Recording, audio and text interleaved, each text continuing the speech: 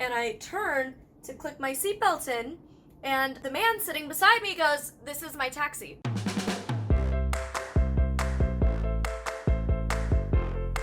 Hello. We've got a dog here with me. I don't know if you guys can see him, but he's hanging out here. I am wearing a shirt that one of you guys sent me, actually a family, the Chun family, sent this shirt to my P.O. box, and it says, "If I can't bring my dog, then I'm not going." Which is true, because he's a guide dog, and if you tell me I can't bring him, that's illegal, and I will not only not be going to your establishment, but I will probably be suing your establishment. So, this video is all about my cringy, awkward blind girl moments, or as I call them over on my Twitter, hashtag blind girl problems. Over on my Twitter, you will see a lot of hashtag blind girl problems. You know, a lot of them are just daily little things that I do, like petting a stranger's leg instead of petting my guide dog, or calling my guide dog when he's already in his bed and I'm like wandering around the apartment, like, "Gallop, go to bed, Gallop, go to bed," and he's like sleeping in his bed already. Or walking into a room and talking to my mom, and when she replies, I realize she's behind me. Or having a conversation and not realizing that the person I'm talking to actually got up and walked away. All of those things happen frequently. Oh, another one that happens all the time. Somebody like sticking their hand out to shake my hand and I don't. And I'm just like, "Hey, it's nice to meet you." So most of the time I just go to stick my hand out. But then when I do that, sometimes their hands are full and they're like, "Oh God, sorry. Let me just put this down." And it's like, oh God, there's so many awkward blind girl moments that you guys don't see because it's so often just like you and I chilling here chatting. It happens often. Ooh, another one. When people like go to hand me change and like I have my hand out and they're holding the change out for me to take it. So we're both like, and then they don't know that I'm blind because the guide dog's below the counter and they can't see him and I don't look like a stereotypical blind person that the media says that we all look like. These problems are faced daily and they're almost always embarrassing, so I'm just used to being embarrassed and therefore no longer really get embarrassed. But I've got some of my like favorite funny blind girl moments that are definitely just, yeah, these would happen to me kind of moments. So, in no particular order, number one, getting into the wrong taxi. So this happened a couple years ago. I travel frequently, for those who not know, between like going for meetings or filming or photos or whatever, my motivational speaking. Like I travel frequently and have since I was 18. I'm 25 now. So it's been many years of constant travel on airplanes and airports. So I'm with my mom. We get back from speech. We land in Toronto. This is a few years ago when I still lived in Toronto. We walk outside and Gallop and I are like following along behind my mom. She has the suitcases and she's pulling them along and she's calling me. She's like, "Oh, our taxi's over here." So she's like scooting along over and I get to the taxi and I open the door and I sit my booty in and I call Gallop in and he sits at my feet and I go to grab my seatbelt and I turn to click my seatbelt in and the man sitting beside me goes, "This is my taxi." And I was like, oh my God.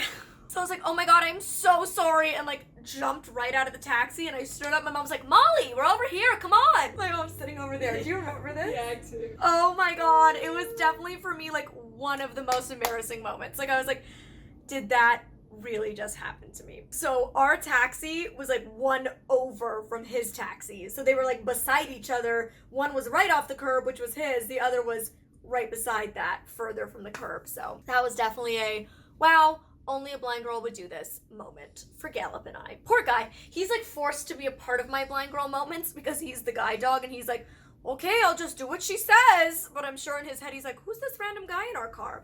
So yeah. Okay. Number two, I was at a speaking engagement. Oh, what town was it in? I think it was like St. Catharines. It was like a far enough drive away from where I lived in Toronto that we had to stay overnight. So we stayed overnight in this hotel. And the next morning we got up. My presentation was first period for the high school students. So that meant that I had to be there pretty early to do my sound check and everything. So we like wake up early, have breakfast, and I had like multiple blind girl moments in the hotel that morning. Like my mom mentioned, "Oh my gosh, Gallop is chewing on his bandana." But I heard Gallop is chewing on a banana. So I got mad at him thinking he had stole food and I was like correcting him. And my mom's like, what's your problem? And I was like, he's eating a banana. And she was like, no, he's chewing on his bandana. So if I was sighted, I would have obviously been able to see he was just like nibbling on his bandana, not a banana. That was just like how my morning started. And it was Christmas time, so I still remember vividly what I was wearing. I was wearing a gray H&M sweater with a sequined elf on it, and the like elf neck was where the neckline was, so my head was like the elf's head, and then it said Elfie Selfie because it was December, so I was like being festive for my speech. And I do my makeup, we get into the car, we drive to the school, and usually when I would get to schools, I'm trying to like own it, I'm like feeling cool. I'm like, yeah, I'm here to do a presentation. I'm so important, boss lady with my own business, got hired to be here. So I'm like walking down the hallway in my like Elfie Selfie sweater and my leggings and like my high heel boots, and I have my guide dog, and we're strutting our stuff down the school hallway, and all the kids are like piling in for school.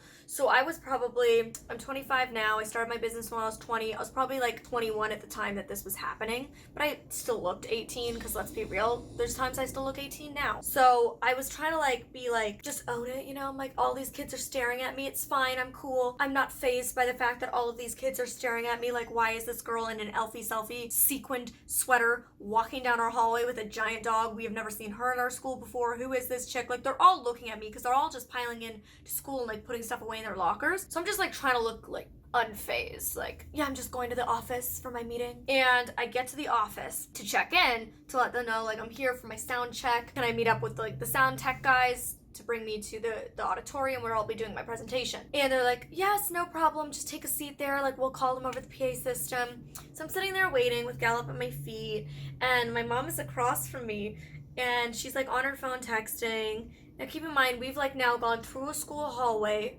walked by all of these high school kids who are staring at me like, why is this girl here? And I'm just like looking like a cool suave chick, and all of them have looked at me, and I'm now about to go give them a presentation. And then I get into the office, and the office staff see me, and then I sit down and I'm waiting. So I've probably been in the school for like 15 minutes at this point, and many eyes have been on me. And my mom looks up from her phone and bursts out laughing at me, and I was like, what? And she's like, can't stop laughing. And I was like, what? What's wrong? And she's like, I forgot to fix your makeup. And if anybody doesn't know, I'll link my makeup tutorial down below from many years ago. But when I do my makeup, my hardest struggle is mascara. So usually I end up with blobs of mascara on the insides of my nose and sometimes underneath my eyes.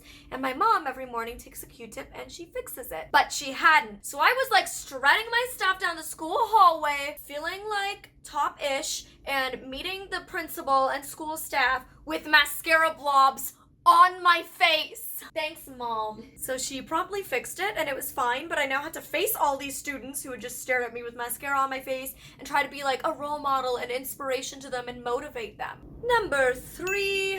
Oh my god, this one was so funny. I was in Vancouver, also for a speaking engagement, and I was in the Gaslight District? Is that what it's called? People from Vancouver will correct me and comment below. But my mom and I were like wandering around this cute little area, and there was all these like nice little boutiques and shops, and we go into this one boutique, and when I shop, if you guys have seen my shopping video, I'll link it below for you. If you guys have seen that video, I walk around touching everything. My hands are my eyes, it's what I always say, so I walk around and I feel everything. So I'm going around to these different tables and stuff, and I'm touching things, and I'm at this table of stuffed animals. And I love stuffed animals. Don't know if that's clear, but I love me some stuffed animals. So I'm feeling all of these cute fluffy animals on this table, and I'm walking down. It's like a long rectangular table. So I started at the one end, and I'm like feeling the different animals. I'm going to the other end, and I get to the other end, and I'm touching this stuffed animal trying to figure out what it is. And I realize it's a bunny. And I realize it's a bunny just in time to hear the kid that was wearing the stuffed bunny hat scream, "Mommy, help me!" Yep. Unfortunately, a small child had been standing at the end of a stuffed animal table wearing a stuffed, soft, fluffy bunny hat with bunny ears, and was the exact same height as where the animals were. So many things had to line up in that moment So many things for that to have happened, and the poor kid, I terrified him, and I'm sure his mother was like, what is that woman doing? But yeah, touched a kid's head, and let me tell you, I've touched many a mannequin. I have talked to many a mannequin, and I also had a moment where I was in Chelsea Market in New York City with Shalom Black, another YouTuber, and we were walking through the market. It was the first time we'd ever hung out. We're walking through the market, and again, it's a market, there's like lots of separate tables, and I'm feeling my way around, and I grab a guy's booty. I like to think he needed that human contact, and it was a nice moment that we shared, and he appreciated it. Who knows? He scooted along quite fast. So yeah, me just generally touching humans while touching clothing or items at stores is a frequent. Number 4, embarrassing blind girl moment. This happened recently and actually is what inspired me to want to film this video. It happened when I was out with my friend Julie Texan. Follow her on Instagram and YouTube. She's the cutest little human. I just love her. And her and I had like a girls' day out. We went to Sage Vegan Bistro in LA, and then we were like, wow, after all this vegan food, we could really go for some ice cream. So we drove to Salt and Straw, which is a very popular ice cream, like a small LA chain, I'm pretty sure.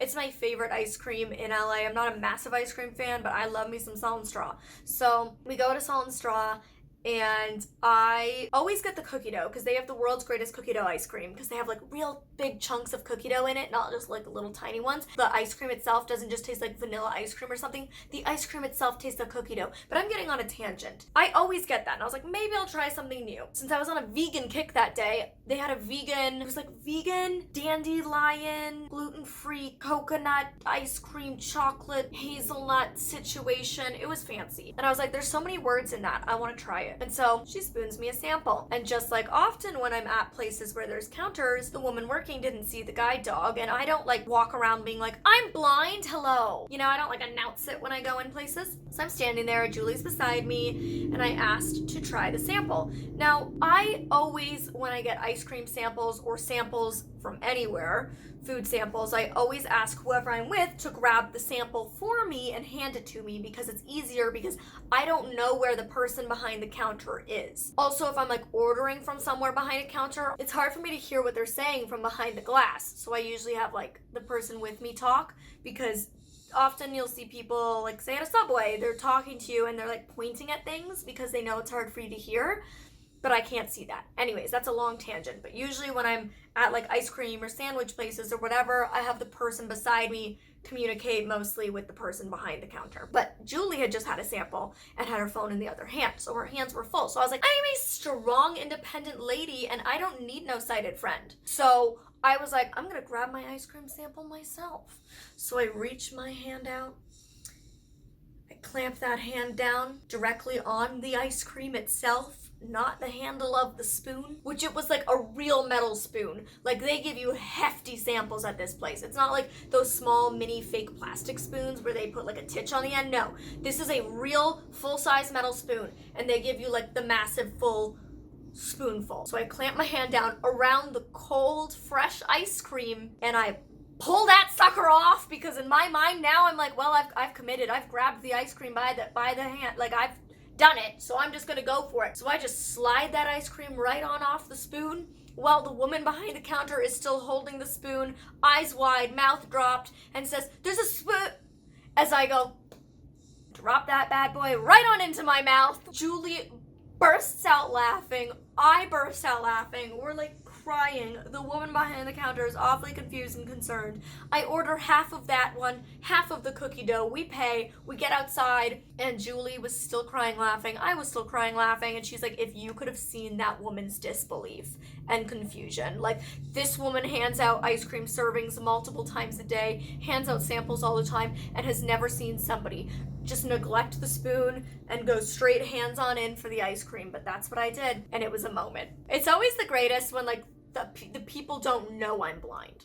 So it's just so much more confusing for them to experience. And finally, we're gonna end off with number 5, which years ago I did a whole story time on, but I think it's good enough to refresh everybody's memories in case you haven't seen that video. I'll link the video below as well so you can like see the in detail story. But basically, my boyfriend at the time had treated me kindly to a pedicure, and on the walk home from the pedicure, I was like, you know, let's stop off in your favorite coffee shop, since it was like a bougie coffee shop and he was a college student, so he like didn't treat himself to it much. And it was on the cold walk home. So we stopped in and he was like a coffee addict. So I bought him a coffee and myself a tea. And you know, just like at like a Starbucks or whatever, you go to the end counter and you stand and wait for your coffee to come out. And what I had missed is his coffee came out and he had said to me, I'm gonna go grab like a sugar. And I stood there waiting for my drink and what I thought was his and him standing next to me or like near me. And you know, we were just being kind of quiet and I just turned to him and I was like, thank you so much for treating me to a pedicure. He was like, what? So I was like, thank you. And he was like, what do you mean? I was like, it was just really kind of you to treat me to a pedicure. He was like silent and like backed up. From what I can remember, that other story, because I told it way closer to when it happened, is probably way better. But anyways, basically my boyfriend then walks over and he's like, hey, did your drink come out yet? And I was like, he's like, who are you just talking to? So yeah, I thanked a random man for giving me a pedicure instead of thanking my boyfriend who had walked away. And that is just such a frequent thing. Like I said at the beginning, such a frequent thing. Like I said, there's so many. They happen daily, so frequently. And then obviously like there's the more serious ones that frustrate me, like being denied access, which is something that is a whole separate video that I could get into. If you guys would want to see me do a video where I talk less about like the funny blind girl moments and more about the frustrating blind girl moments that are like more discrimination based or